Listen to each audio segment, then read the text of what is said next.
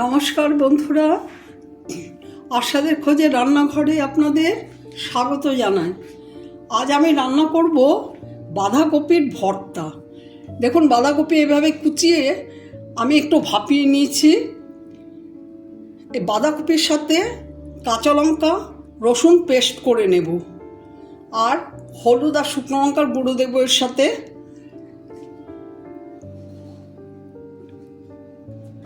কড়াই বসিয়ে দিয়েছি,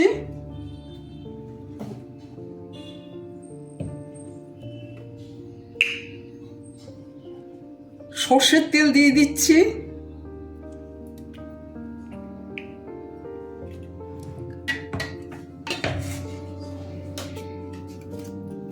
এবার রসুন আর কাঁচা লঙ্কাগুলো এতে দিয়ে দিলাম,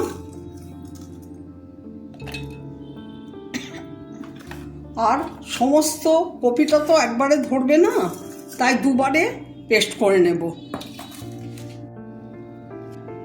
তেল গরম হয়ে গেছে, আর এই দেখুন লঙ্কা আর রসুন দিয়ে এটা পেস্ট করা হয়ে গেছে। আমি এখন তেলে এটা এখানে গোটা একটা বাঁধাকপি কিন্তু আছে।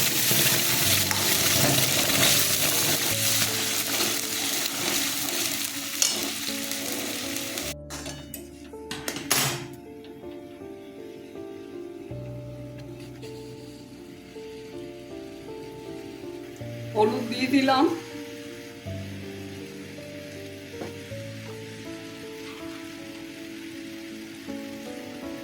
শুকনো লঙ্কার গুঁড়ো দিয়ে দিলাম এক চামচ। এটার মধ্যে কোনো আলাদা করে ফোড়নও দেওয়া হয়নি, আর আমি অন্য কোনো মশলা দেব না। আর এটা যতক্ষণ পর্যন্ত একটা শুকিয়ে মন্ড না হবে ততক্ষণ এটা নেড়ে যেতে হবে। এইভাবে নাড়তে নাড়তে একটা মন্ড হয়ে যাবে, তখন আমার ভর্তা কমপ্লিট হবে।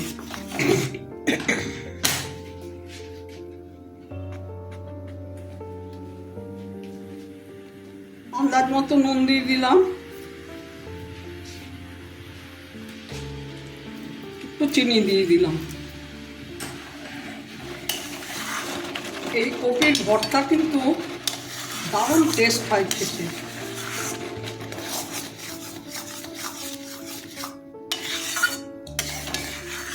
আমাদের সবাই পছন্দ করে, প্রতি বছরই আমি এই কপির ভর্তা তৈরি করি।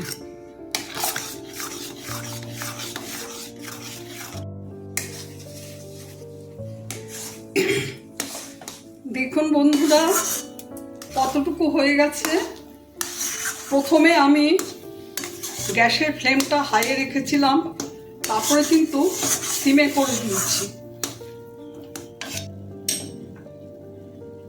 3টে কাঁচা লঙ্কা দিয়ে দেব।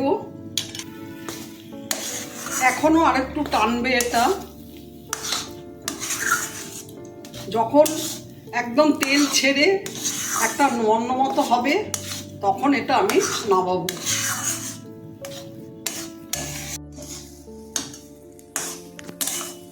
দেখুন বন্ধুরা, এটা নাড়তে নাড়তে একটা মন্ড হয়ে গেছে। দেখুন তেল থেকে আপনার থেকেই উঠে আসছে। এটাতে একটু তেল একটু বেশিই দিতে হয়, খেতে টেস্ট হয়। আমার এটা হয়ে গেছে, আমি এখন গ্যাস অফ করে দেবো। 2 মিনিট পরে সার্ভ করে দেব। আমার ভিডিওটা যদি আপনাদের ভালো লেগে থাকে প্লিজ একটা লাইক, শেয়ার।